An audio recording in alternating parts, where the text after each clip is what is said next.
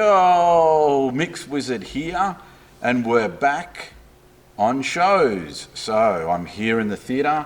We've just finished 4 weeks with Priscilla, Queen of the Desert, mixing shows pretty much every night, which has been awesome. So it's been great to be back in the theatre. You can see I've got my console, my script is here. I've actually got the last show today that we're about to kick into very soon.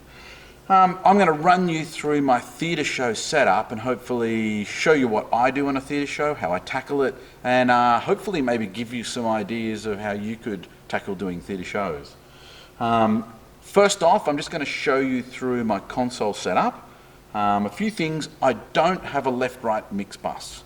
Because the theatre is a left, centre, right system, I mix the show to groups, and then from those groups it all goes to my matrices. The center channel is pretty much discrete vocal. The music and music goes discretely to the left rights, so you get great separation already there. I do things like I put the pit chorus, and sometimes in big songs I will change the routing and put all of the BV or the ensembles into the left rights, which gets them spread out, and then all your leads are just in the center.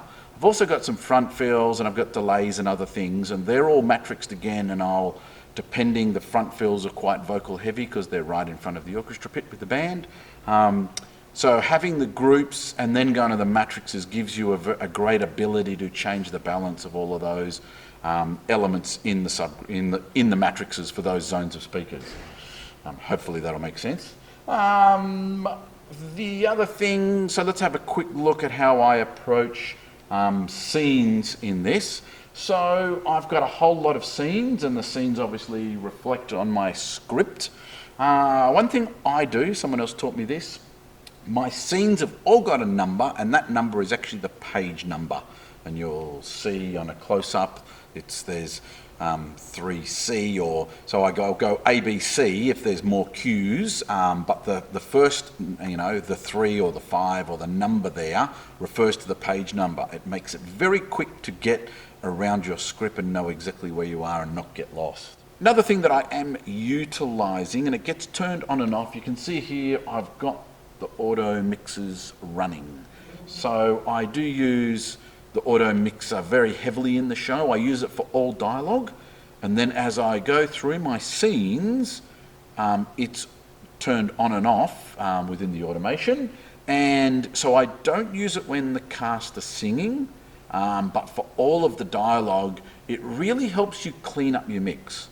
So a lot of people would be familiar with the term line mixing, where you're literally pushing one fader at a time to try and keep only open one mic, because obviously all those reflections affect your speech intelligibility because you're getting more reflections into all of the open mics on stage. Auto Mixer is an excellent tool to help you get very good results very quickly.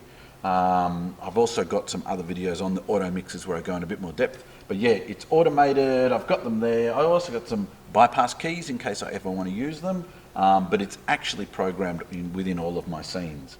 One thing I love about Dlive is in your scenes, you have the ability to recall your layout. So what I do is, per scene, I recall who is in that song or that part of the show or that scene. So every time I hit next, it's populating in front of me the characters or the performers or what I need to mix that next part of the show. It's an unreal feature, and I find it very useful. It does take you a little bit more programming, so during your programming you do have to do those assignments as you're doing your setup, but it's very quick and easy, and only the people in that scene are on the faders in front of you. I also do keep everything in order, so I have all of my channels in order as they're coming off the stage, so that includes the band and the vocals, and then I tend to use layer F on the board as the layer I'm using that is getting recalled with the information.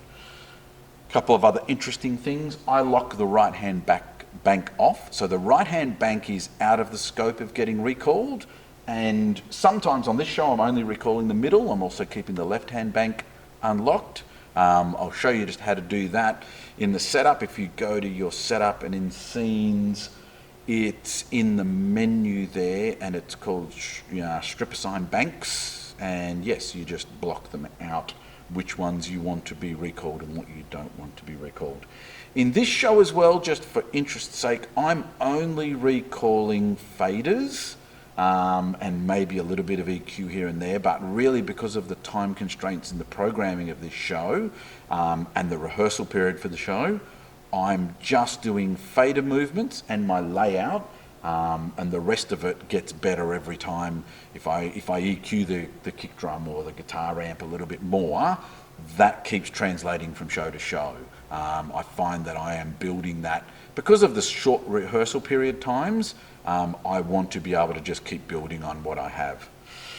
A few other things. Let's go and take a look at Radio Mic Land area. I'm using the custom control app in Radio Mics, and that's set up as a separate PAFL bus in the console. And we have the ability, so the Radio Mic techs have an iPad where they can cue all of the radio mics.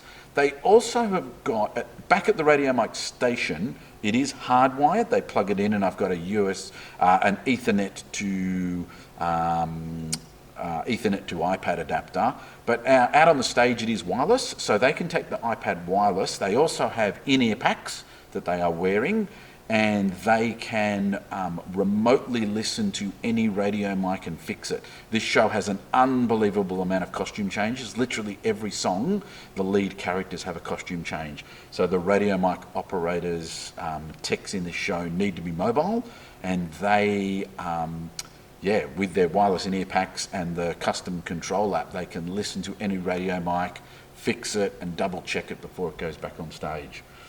Let's go down and have a look at the band area. So we are utilising ME1s on this show, so everyone in the orchestra has got ME1s.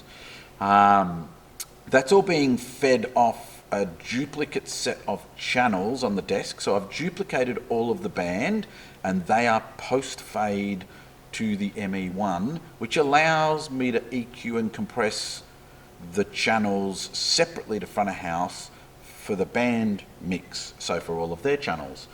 You'll also see I've got a CTI 1500 down in the pit, so when I go down there, and actually during rehearsals I have another engineer that was here for rehearsals and to get the show up and running, and he was able to use the CTI, dial up and work with the orchestra in their soundcheck period while I could then still focus on the front of house mix, which is an unreal way to do it. This is all still just on one DM48 mix rack.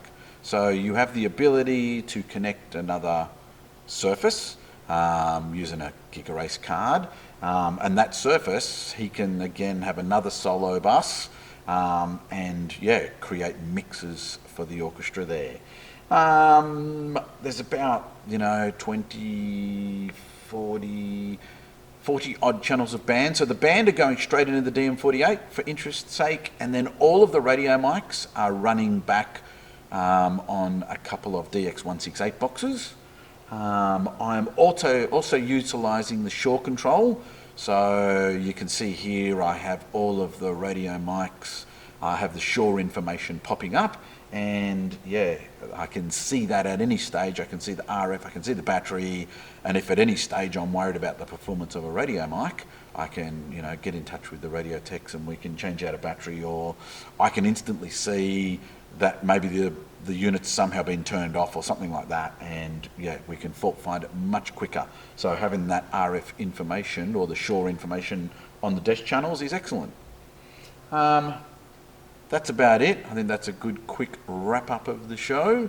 It's great to be back out, and I'm going to make some more videos that are live back on events. See you soon.